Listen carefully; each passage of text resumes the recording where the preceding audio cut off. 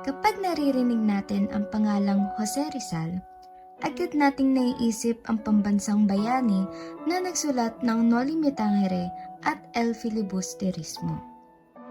Pero, alam mo ba na may mga kwento at teorya tungkol sa kanya na hindi madalas nababanggit sa mga aklat ng kasaysayan?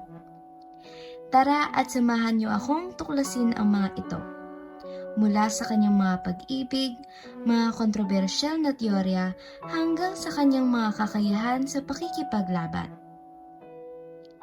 Maraming nagsasabi na si Rizal ay isang tunay na chick magnet noong kanyang panahon.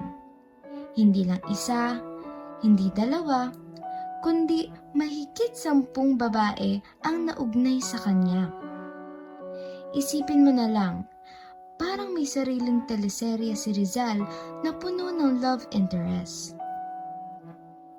Ito ang mga babaeng naugnay kay Rizal.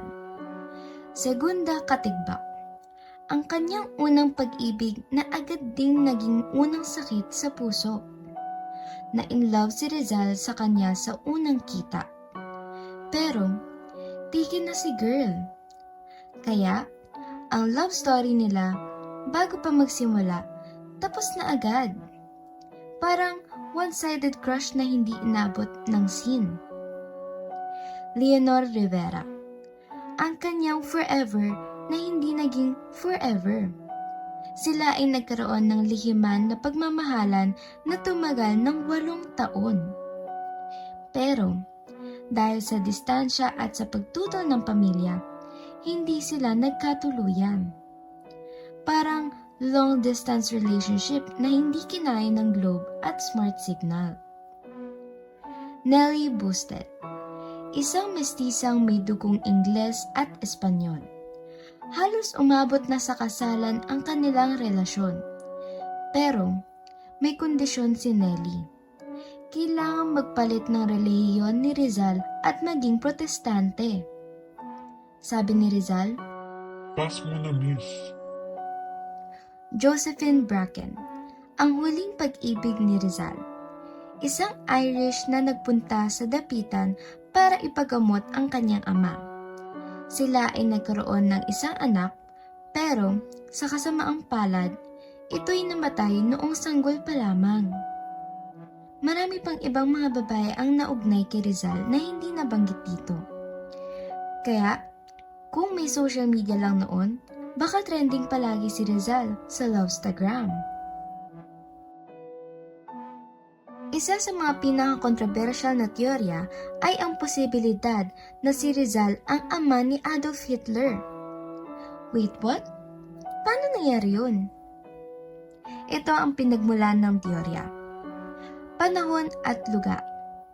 Sinasabing nasa Europe si Rizal noong 1887, partikular sa Germany.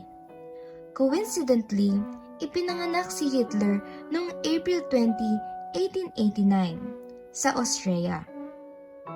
Pagkakataon, may mga haka-haka na maaaring nagkaroon ng lihim na relasyon si Rizal sa isang babaeng German o Austrian noong panahong iyon. Kakulangan sa ebidensya. Wala namang matibay na pruweba na nagpapatunay dito. Parang chismis lang sa kanto na walang basehan. Kaya sa huli, masasabing isang malikot na imahinasyon lang ito ng iilan.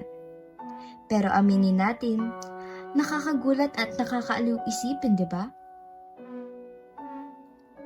Isa pang nakakabaliw na teorya ay ang posibilidad na si Rizal at si Jack the Ripper ay iisa. Si Jack the Ripper ay isang notorious na serial killer sa London noong 1888 na hindi kailanman nahuli o nakilala. Ito ang mga puntong pinagbasehan. Presensya sa London. Totoo na nasa London si Rizal noong 1888, pero para mag-aral at magsaliksik dito. Kakayahan sa medisina.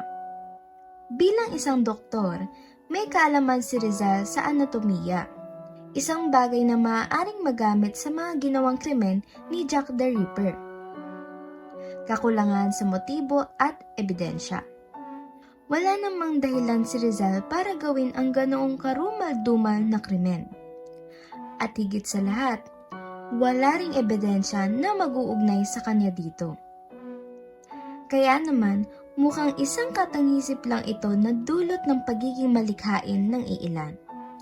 Pero seryoso, si Rizal na bayani natin, gagawa ng ganun? Imposible naman yata.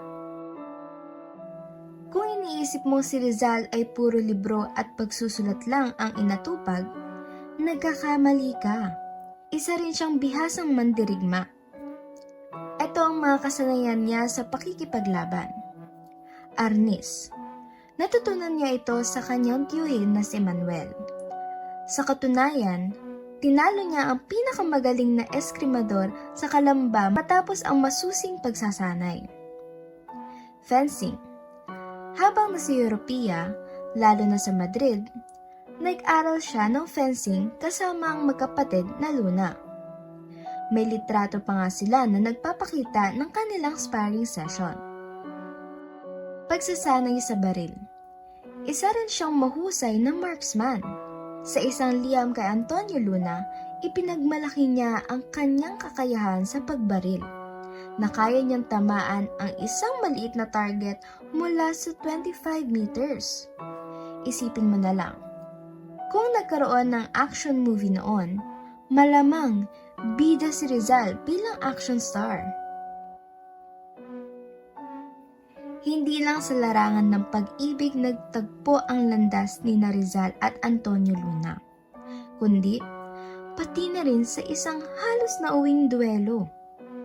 Ito ang kwento. Pag-ibig kay Nelly Busted. Parehong may gusto si Rizal at Luna kay Nelly, isang mestisang may dugong Ingles at Espanyol. Dahil dito, nagkaroon ng tensyon sa pagitan nilang dalawa. Insidente sa Madrid. Sa isang pagtitipon ng mga Pilipino sa Madrid noong 1890, nalasing si Luna at nagbitaw ng hindi magagandang salita tungkol kay Nelly at Rizal. Dahil dito, nauwi sa hamunan ng duelo ang dalawa. Pagpapakalma ng sitwasyon. Buti na lang at may mga kaibigan silang pumagitna at napigilan ang duelo. Nang mahimasmasan si Luna, humingi siya ng tawad kay Rizal at nagkaayos din sila. Dito na nagtatapos ang ating pagtalakay sa kwento ni Rizal. Ikaw ba? Alin sa mga kwento ni Rizal ang pinaka nagpa-mind blown sa'yo? Yung parang gusto mong i-google agad kung totoo ba talaga. I-share mo sa comments. At kung nag-enjoy ka, huwag kalimutang mag-like, subscribe, at pindutin mo na rin ang notification bell para sa mas marami pang kwentong makasaysayan at kakaiba. Ibang klase talaga si Rizal, no?